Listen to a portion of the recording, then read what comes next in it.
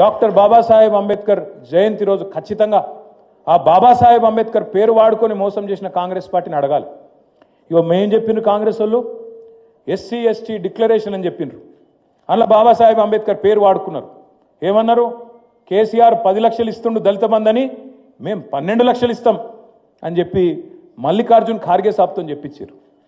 చిన్న చితక వ్యక్తి కాదు, all India Congress committee president, భారత జాతీయ కాంగ్రెస్ అధ్యక్షుడు మల్లికార్జున్ ఖార్గే సాబ్ చేవెళ్ళకొచ్చి ఎస్సీ ఎస్టీ డిక్లరేషన్ రిలీజ్ చేసి 12 లక్షలు ఇస్తామని చెప్పిండు. నేను అడుగుతున్నా రేవంత్ రెడ్డి గారిని, 2 బడ్జెట్లు పెట్టినావు అంటే 40% టైం అడిచిపోయింది, ఇంకెప్పుడు పెడతావు అంబేద్కర్ అభయ హస్తం? ఎప్పుడు ఇస్తావు 12 లక్షలు? 12 లక్షలు కాదు కదా, నాకైతే తెలుసు, మీకు కూడా తెలుసు, రాష్ట్రంలో ఉన్న దళితులందరికీ అర్థమైపోయింది. 12 రూపాయలు కూడా ఏడు వీడు పచ్చి దొంగ. ఇంకొక మాట, 6 లక్షలు ఇస్తా అని చెప్పిండు. 5 లక్షలు కాదు, డబుల్ బెడ్రూము 6 లక్షలు ఇస్తా నేను, మిగతా వాళ్ళకి 5 లక్షలు ఇస్తా, ఎస్సీ ఎస్టీలకు 6 లక్షలు ఇస్తా అని చెప్పిండు.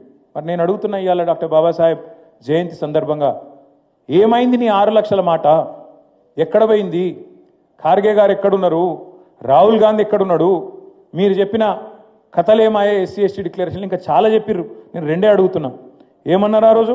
అసైన్డ్ భూముల పునరుద్ధరణ, సమాన హక్కులు, పట్టాలు ఇస్తామన్నారు అసైన్డ్ భూములకు. మరి ఇలా భూభారతో భూహారతో ఏదో మొదలుపెట్టిరు. ఇస్తావా? అసైన్డ్ భూములకు నువ్వు చెప్పినట్టు పట్టాలు ఇస్తావా లేదా చెప్పాలి రేవంత్ రెడ్డి అని నేను డిమాండ్ చేస్తా ఉన్నా. అట్లాగే మీరు చెప్పినారు ప్రత్యేక రిజర్వేషన్లు కల్పిస్తామని చెప్పారు. అట్లాగే కాంట్రాక్టులలో కూడా బ్రహ్మాండంగా మరి జనాభా దామాషా ప్రకారం దళితులకు గిరిజనులకు 18%, అదేవిధంగా 10%, 28% ప్రభుత్వ కాంట్రాక్టులలో కూడా మీకు వాటా కల్పిస్తామని చెప్పిండ్రు. బీసీలకు 42% అన్నారు, ఎస్సీ ఎస్టీలకు 28% వాటా కల్పిస్తామని చెప్పిండ్రు.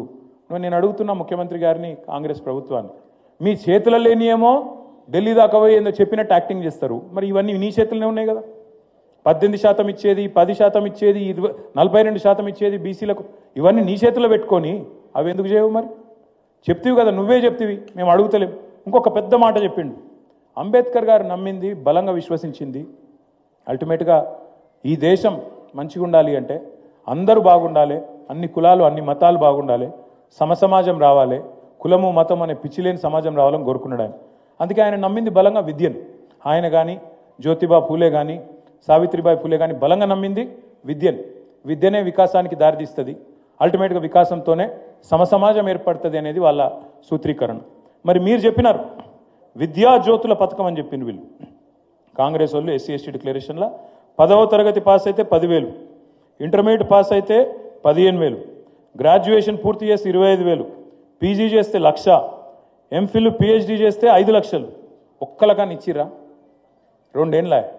ఇవాళ డాక్టర్ బాబాసాహెబ్ జయంతి తరపున నేను అడుగుతా ఉన్నా, జయంతి రోజు అడుగుతా ఉన్నా, ఎస్సీ ఎస్టీ డిక్లరేషన్ ఒక్కటి అమలైందా? ఇలా కనీసం 0.1% అమలు చేస్తేవా?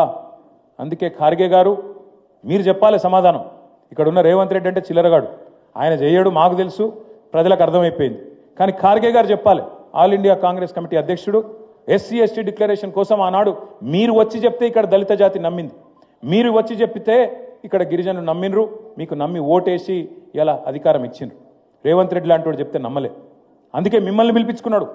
బీసీ డిక్లరేషన్కి సిద్ధరామయ్య గారిని, ఎస్సీ ఎస్టీ డిక్లరేషన్కి ఖార్గే గారిని, రైతు డిక్లరేషన్కి రాహుల్ గాంధీ గారిని, యూత్ డిక్లరేషన్కి ప్రియాంక గాంధీ గారిని, మొత్తం మేనిఫెస్టోకు సోనియా గాంధీ గారిని, ఉన్న కాంగ్రెస్ నాయకులందరినీ ఢిల్లీకి వెళ్ళి దించి వీళ్ళు చెప్తే నమ్మతలేరు, లోకల్ వాళ్ళు వీళ్ళు బట్టెబాజుగాళ్ళని తెలుసు కాబట్టి పెద్ద పెద్ద వాళ్ళని పిలిచిగో ఇట్లాంటి విడుదల చేసి. మరిన్ని ట్రెండింగ్ వీడియోల కోసం న్యూస్ 18 తెలుగు యూట్యూబ్ ఛానల్ ను సబ్స్క్రైబ్ చేసుకోండి.